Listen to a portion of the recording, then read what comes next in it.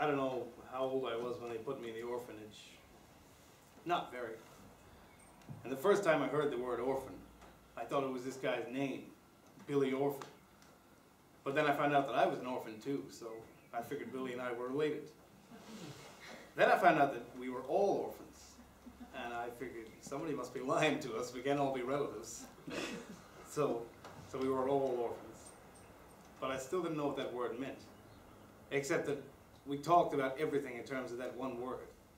You know, the outside world was in non-orphanage, and those that got placed were de-orphanated, and those that came back were re-orphanated.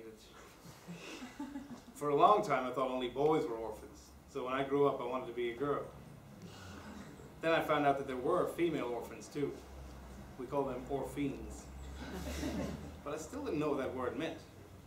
So I asked one of the guards one day, "What's an orphan?" And he said it was somebody that nobody liked. But the other orphans liked me.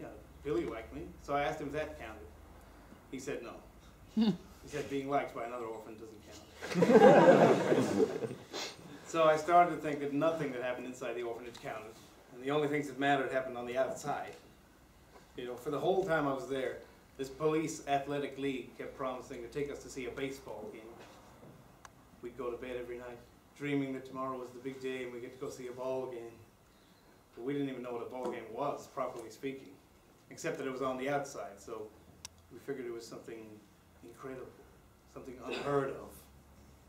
And then finally, the big day came, and this man took us to see a ball game, and the Yankees won. And that was it, the Yankees won. And all of us orphans were sitting there scratching our ass thinking, this is it? This is the real thing? That's why I still go to ball games. I figure one of these days I might see it the way I thought it would be. You know, the ball game of the century, or the ball game of all time. And you know, when I go there, I see some of those orphans I once knew. They're all grown up and everything, but they still look orphany as hell. You see, don't you? You see how we were tricked into thinking that the outside world was so exciting and full of wonder. Not that we thought it was all good, but it was full of extremes. That was it, extremes. The most beautiful and the ugliest things in the world. Nothing in between. The orphanage was in between.